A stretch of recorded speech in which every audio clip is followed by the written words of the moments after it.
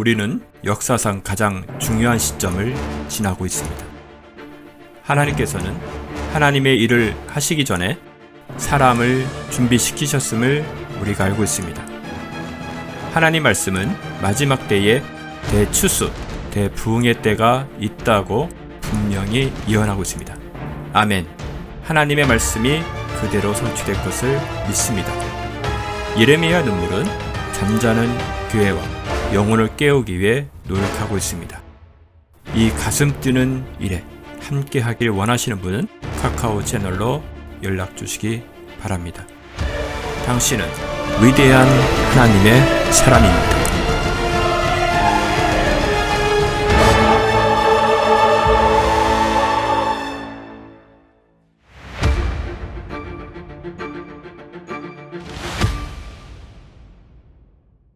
고린도전서 13장을 저희들이 잠깐 한번 보도록 하겠습니다.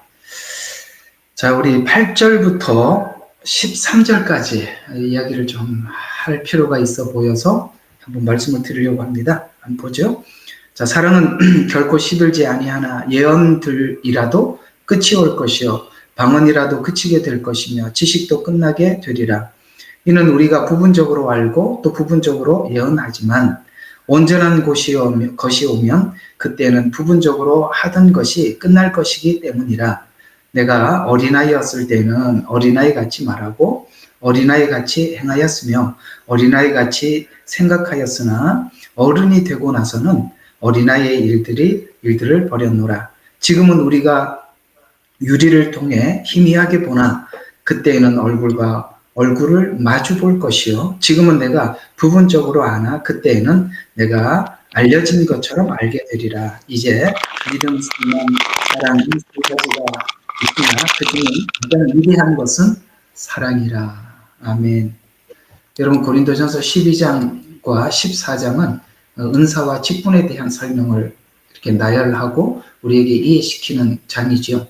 그 중간에 끼어 있는 것이 고린도전서 13장, 우리가 흔히 말하는 사랑장이다, 이렇게 표현을 합니다. 이 고린도 교회는 참 여러 가지 문제가 많은 교회라서 서신서가 다른 서신에 비해서 내용이 길고 또 고린도 후서까지 기록을 해야 이 문제가 해결될 만큼 문제가 고린도 전서에서도 해결이 안 된 그런 교회였습니다. 어떤 문제가 있었냐면 이 교회는 이렇게 파가 나누어져 있었죠. 게바파, 아볼로파, 바울파, 예수파. 교회가 파가 나누어져 있다는 것은 분명히 문제가 있는 것입니다. 그리고 또 이 교회는 굉장히 많은 은사가 있었습니다. 그 은사도 있었고 또 열심도 있었는데 문제는 파도 나누어지고, 하여튼 이 교회는 좀 우리가 상식적으로 은사가 이렇게 많고 그런 교회가 이렇게 파가 나누어질 수 있나? 이런 생각이 들겠지만 오늘 놀랍게도 이 교회를 어린아이라 이런 이야기를 하는 걸 봐서 이 교회가 뭔가 상당히 있어 보이지만, 은사도 있고 있어 보이지만 신앙이 굉장히 어리구나, 이런 것을 금방 이렇게 감지할 수가 있죠. 13장, 그래서 하나님께서 이 고린도 교회의 이런 문제들 때문에 오늘 우리 모두에게 은사와 직분에 대한 그 이해를 돕도록 이 고린도 전후서를 우리 모두에게 남겨주심에 대해서 감사드립니다. 그래서 오늘 이 말씀을 도움을 받아서 우리가 8절부터 13절에 있는 말씀, 어쨌든 오늘 요한계시록 못 들어갈 수도 있어요. 이거 설명하는 게 좀 길어서 이게 느닷없이 좀 시작을 하게는 됐습니다만 필요한 것 같아서 여러분들과 함께 이 말씀을 필연적으로 좀 나누고 싶은 이야기죠. 자, 이런 이야기를 합니다. 사랑은 시들지 않는답니다. 그럼 무슨 이야기입니까? 우리 속에 신앙이 사랑을 기반으로 하지 않으면 시든다는 이야기죠. 왜 우리가 성경이 말하는 말들을 이렇게 뒤집어 보기도 하고, 이렇게 세워 보기도 하고, 세워 보기도 하고, 눕혀 보기도 하고, 여러 가지 각도에서 살펴보면 이런 단어들을 왜 사용했는지 그런 것들도 여러분에게 큰 은혜가 되어서 찾아올 수 있습니다. 사랑은 시들지 않고, 그 다음에 13절에는 뭡니까? 사랑은 가장 위대하다, 영원하다 이렇게 끝납니다. 그러니까 어디가 종착역이라고요? 사랑. 이 자리가 종착역이다 이렇게 얘기를 합니다. 자, 그러면 사랑은 누굽니까? 하나님은 사랑이시라 이렇게 말씀을 하셔서 하나님이 사랑이죠. 근데 여기 여러분 13장에 있는 8절부터 13절에 사랑이 제일이라 이렇게 말씀하시고, 이 사랑이라고 그다음 온전한 것, 사랑은 온전한 것이다. 그 다음에 완전한 것이다 이런 말씀을 하고 있는데, 오늘 이 8절부터 13절이 마지막 예수님 재림하시고 난 이후에 얼굴을 봤을 때 그 사랑이 온전해진다는 말 같습니까? 아니면 우리가 교회 안에서 추구하고 있는 신앙 안에서 사랑을 위해, 사랑이라는 자리에 가기 위해서 방언도 필요하고 예언도 필요하고 앞에 있는 수많은 은사들 있죠. 믿음의 은사가 필요하고, 이게 많은 은사들은 하나님의 사랑을 발견하기 위한 방법으로 준 것이다라는 말로 이해가 됩니까? 아니면 주님을 만나면 그 사랑의 주체인 예수님을 딱 만나는 순간, 이거는 믿음도 소망도 사랑도 은사도 다 필요 없고 끝이다, 이렇게 종말론적 이야기 같아요? 아니면 여러분들이 지금 신앙생활하는 과정 속에 어떤 목적지를 설명하는 것 같아요. 이거 두 가지를 일단은 정리하고 가셔야 돼요. 이게 만약에 종말론적이라고 하면 이 내용은 우리에게 크게 와닿는 이야기가 아닙니다. 물론 예수님 오시면은 다 완전합니다. 그렇죠? 그걸 이야기하는 게 아니죠. 지금 이 고린도 교회에 보내는 서신이지 않습니까? 그러면 이 이야기는 이렇게 되는 것입니다. 이 모든 은사와 직분은, 그러니까 하나님께서 직분을 세워주셔서 저처럼 하나님 말씀을 전하기도 하시고, 그 다음에 하나님께서는 복음 전도자를 통해서 복음을 전하기도 하고 이런 일들을 하십니다. 그 모두 다 예수 그리스도 안으로 초청하기 위한 하나님의 종들이죠. 이게 직분들이에요. 교회의 직분들입니다. 그러면 직분자들이 하나님의 일을 하기 위해서는 하나님이 도구를 주셔야, 연장을 주셔야 일을 할 거 아닙니까? 손으로 땅 팔 수는 없잖아요. 일을 하려면 연장을 주셔야 되잖아요.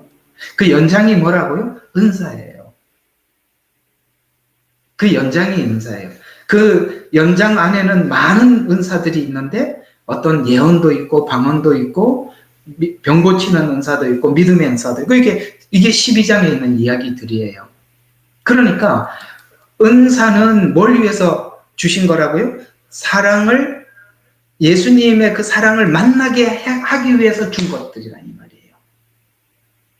그러니까 이제 이 개념을 탑재하고 오늘 본문을 한번 들어가 봐요. 자, 사랑은 시들지 않는다. 왜 시들었다? 그 사랑이라는 지점까지 가기 전에는 우리가 시들더라, 이런 얘기가 되는 겁니다.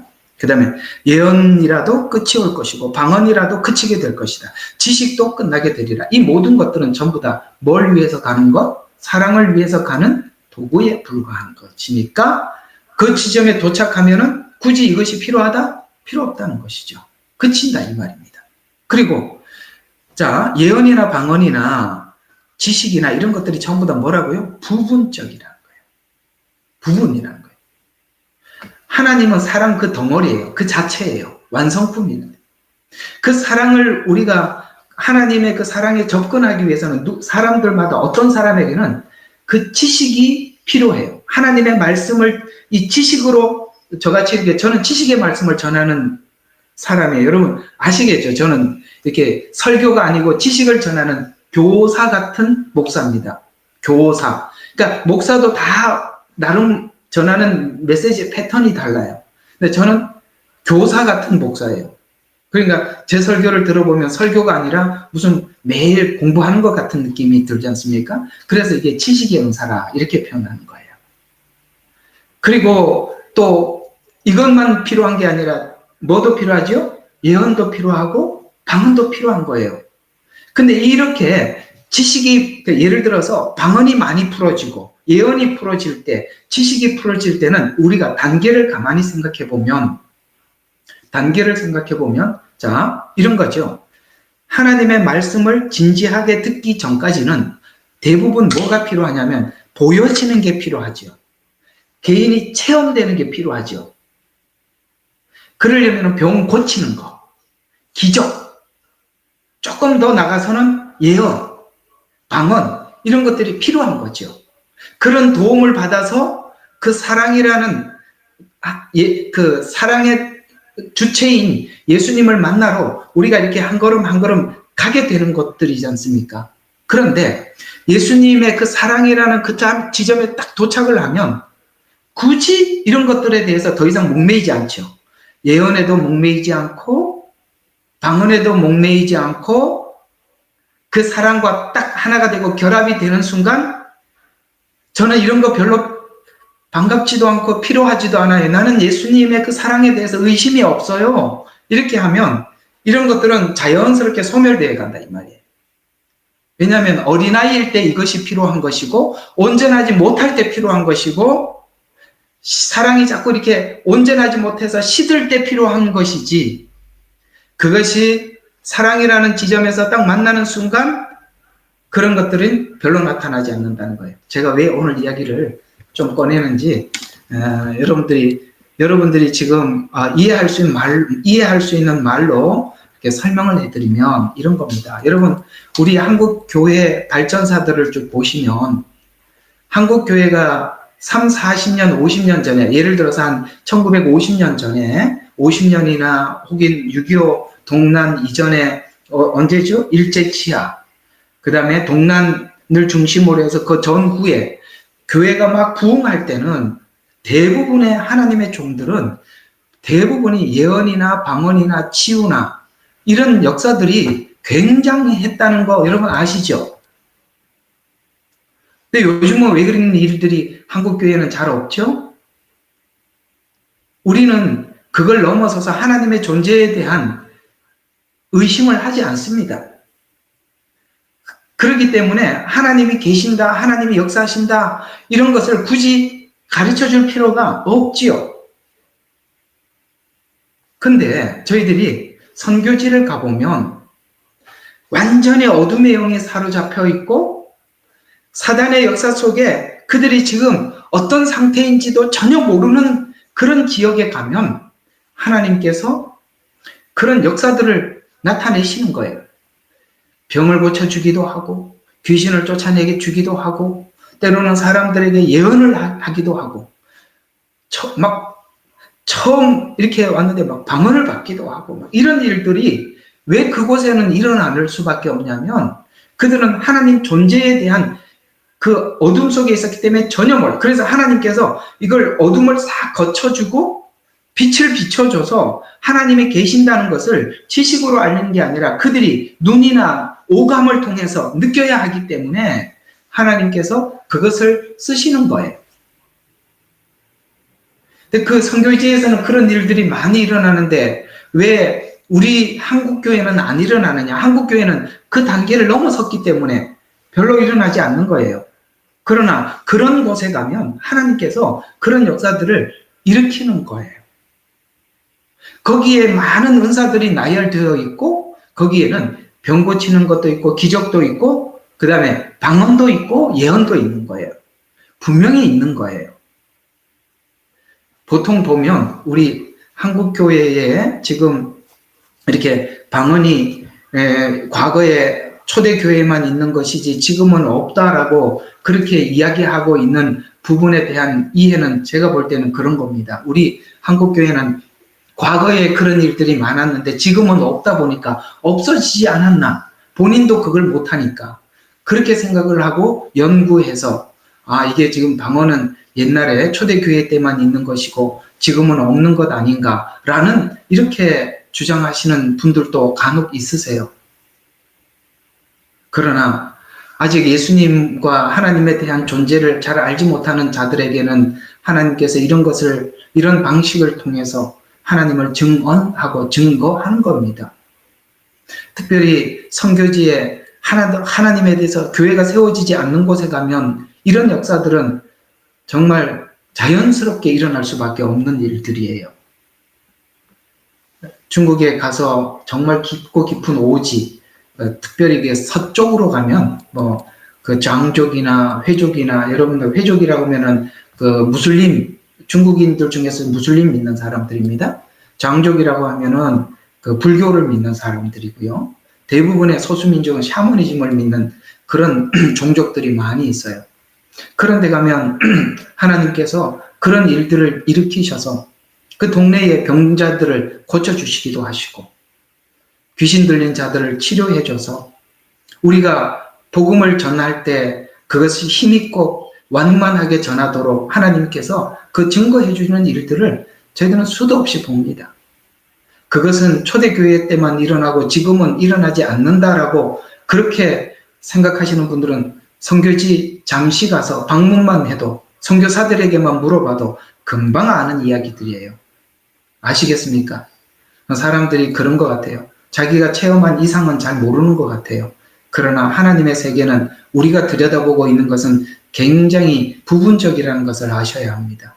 지식조차도 부분적이라면, 제가 오늘 여러분들에게 요한계시록 18장을 설명을 하려고 하는데, 그 18장도 하나님의 계획 전체 속에서 일부분을 설명할 뿐이지 전체는 아니지 않습니까? 그렇죠? 지식조차도, 성경조차도 지식 일부분이라면 이런 은사들은 더더욱 일부분에 불과한 거예요. 그런 차원에서 오늘 여기서 이제 8절부터 13절까지 쭉 읽어보면 금방 이해가 됩니다. 한번 봅시다. 사랑은 시들지 아니하고 예언이라도 끝이 없고 방언이라도 그치게 될 것이고 지식도 끝나게 될 때 다 끝이 온답니다. 그리고 이는 우리가 부분적으로 알고 또 부분적으로 예언하지만 온전한 곳에 오면 그때에는 부분적으로 하던 것이 끝날 것이기 때문이라. 자, 그래서 내가 어린아이였을 때는 어린아이같이 말하고 어린아이같이 이해하고 어린아이같이 생각하였으니, 이게 무슨 말이냐면 앞에서 말하고 있는 방언, 지식, 예언, 이런 이야기입니다. 여러분, 이것이 얼마나 한시적인지 아시죠? 굉장히 부분적이고 굉장히 아주 작은, 그 사람을 위해서 작은 부분들을 열어줄 뿐이지, 근데 그 열리는 사람들은 그런 생각을 하는 거예요. 이게 전부라고 생각하지만 하나님의 세계는 너무나도 크고 무한해. 그래서 내가 경험한 것은 극히 작은 일부분을 본 것인데, 우리가 그 극히 작은 일부분을 통해서 하나님을 봤다면 이제는 우리가 마음을 넓혀서 하나님의 그 광대하심을 받아들일 그릇을 넓혀야 되죠. 내가 아는 것, 내가 보는 것 이상은 받아들일 수 없다, 이렇게 하면 하나님의 그 넓고 큰 세상을 우리가 내 울타리 안에서 하나님만 받아들이게 되고 나머지는 수용하지 못하게 되면 너무나도 부분적이고 편협적으로 하나님을 이해하게 된 것입니다. 제가 여기서 이런 말들은 이단들이 주장하고 있는 그런 이야기조차 받아들이라는 이런 이야기가 절대 아닙니다. 그러나 우리가 저도 이렇게 말씀을 전하는 사람이지만 말씀을 전하다 보면 사실 저도 깜짝깜짝 놀랄 때가 많이 있습니다. 어떤 부분에 대해서 놀라느냐면, 하나님이 이런 부분도 있구나, 이런 얘기도 이렇게 설명을 해두었구나. 전 설교 준비하면서 굉장히 은혜를 받아요. 제가 다 알고 전하는 게 아니라 저도 그것을 준비하면서 하나님이 이러하시다는 것을 배우게 되고, 그 배운 것을 여러분들 기다렸다가 외치고 함께 나누는 것입니다. 이럴 만큼 하나님의 나라, 하나님의 세계는 훨씬 더 광대하다는 거, 그래서 어린아이같이 말하고 어린아이같이 이해하고 이런 것들은 다 하나님의 사랑이라는 그 하나님을 다 알고 나면 훨씬 위대하고 넓어질 텐데, 그걸 모르니까 단순히 그저 방언이라는 테두리 안에서, 예언이라는 테두리 안에서, 지식이라는 테두리 안에서만 말을 하면 그 안에서 맴도는 것이 아니냐 하면서 12절, 지금은 우리가 유리를 통해, 이제 뭐 개역개정에는 아마 이것이 거울이라고 나와 있을 텐데, 여러분 여기서 말하는 12절에 나오는 거울은 지금 여러분들이 보는 거울로 생각하면 안 됩니다. 그 당시에는 이렇게 좋은 거울이 없었어요. 그 당시에는 거울이, 여러분 그 동 아시죠? 동. 그걸 막 문질러서 막 닦아서 얼굴을 보면 지금 거울처럼 절대 그렇게 안 보이고 희미하게 보이잖아요. 그 얘기예요. 그래서 지금은 희미하게 보이나 그때는 언제입니까? 여기서 말하는 종말론적이라는 이야기는 아닙니다. 당연히 종말은 여기 들어가 있지만 그러나 여러분들이 사랑의 주님을 만나면 어른이 된다. 그래서 그때는 내가 알려진 것처럼 얼굴과 얼굴을 마주 볼 것이요. 아시겠습니까? 그러면 성경에서는 하나님의 기적이나 병 고치는 은사를 뭐라고 말을 하느냐면 예를 들어서 은사를 손이라고 표현하고 있습니다. 손. 하나님의 손, 능력. 이럴 때 은사를 설명을 할 때는 손이라고 표현을 하고 있고 사랑은 얼굴이라고 표현하고 있습니다. 우리가 그분의 얼굴을 그분의 사랑과 딱 맞닥뜨리는 그날 뭡니까? 이 모든 것은 다 떠나가고 오직 뭐만 남더라? 사랑만 남더라. 그래서 여기서 뭐라? 믿음, 소망, 사랑. 믿음과 소망은 사랑이라는 지점에 가면 믿음도 의미가 없지요. 믿는 것도 그때 그분을 만날 때까지 믿음이 필요한 거지. 만났는데 무슨 필요가 있었겠어요, 믿음이. 소망도 그렇지 않습니까? 소망도 기대가죠. 기대를 가지고 쭉 왔는데 그분을 딱 만났어요. 그러면 소망이 뭐 필요 있어요? 그것도 다 떠나가는 겁니다. 아시겠죠? 자, 그럼 정리를 하면 이런 이야기입니다. 예언, 방언, 은사, 그 다음에 기적, 그 다음에 병 고치는 은사, 이런 것들은 전부 다 사랑으로 안내하기 위한 가이드에 불과하고 그 사랑이라는 예수님의 그 주체를 만나면 그런 것이 떠나가게 되고, 아시겠습니까? 그래서 그 사랑의 주님을 우리가 믿고 소망하고 쭉 가지만 결국에는 우리는 주님을 만났을 때 오직 하나만 남지요.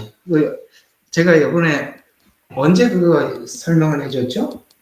그 처녀, 그 이스라엘 결혼에 대해서 제가 언제 설명을 했는지 기억이 안 납니다. 하여튼 했는 건 분명합니다. 근데 거기 보면 정혼한 처녀가 신랑을 기다리잖아요. 믿고 기다리지 않습니까? 그 계약서 찍고. 그렇죠? 믿고 기다리지 않습니까?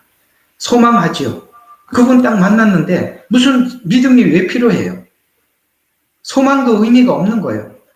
둘이 함께 살 때는 한 개만 남는 거예요. 사랑 이외에는 남는 게 없는 거예요. 그래서 하나님은 우리에게 뭘 가르쳐 주고 싶은 거냐면 바로 그 사랑을 가르쳐 주고 싶은데 그 사랑을 어떻게 나타내 주셨다고요? 십자가에서.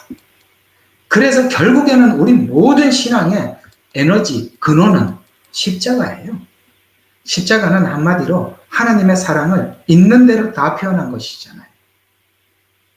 오늘 이 이야기를 좀 해주고 싶었습니다. 기회가 되면 이 고린도전서 후서를 여러분들에게 참 하고 싶은데 이 고린도전후서가 지금 생각하면 너무 아까워요. 제가 이 고린도전후서를 한 3년을 설교해 놓은 게 있는데 오늘 그냥 뭐 듣는 사람도 없고 그래서 지워버렸는데 지금 너무 아쉽네요. 3년을 설교해 놨는데 참 많이 해놨었습니다. 이 내용들은 지금 현대 교회의 문제점들은 이 고린도전후서에 다 나와요. 그리고 이 해결책도 여기서 다 나오거든요. 그래서 이 고린도전후서를 제가 강의하면서 느낀 게 뭐냐면 어쩌면 이렇게 현대 교회가 가지고 있는 문제에 하나도 빠지지 않고 이게 다 담겨 있을까? 우리 교회들이 교회의 문제를 해결하기 위해서는 반드시 고린도전후서를 다 알면 참 좋을 텐데 라고 생각을 하면서 설교는 했는데 저희 교인들만 듣고 듣는 사람이 없어서 지워버렸습니다. 지금 너무 아쉽죠? 언제 한번 또 기회가 되면 이게 짤막하게나마 고린도전후서 하고 나면 그 예를 들어서 뭐 은사에 대한 논쟁 뭐 이런 문제들 싹 정리할 수 있습니다. 오늘 어쨌든 뭐 이 이야기를 고린도전서 12장하고 14장에서 하려면 너무 길고 이 사랑과 은사 이 둘을 결합해서 바로 이런 은사들은 사랑을 위해서 하나님께서 일시적으로 필요해서 준 것에 불과합니다. 라는 뜻에서 여러분들과 함께 잠시 나누어 봤습니다. 자,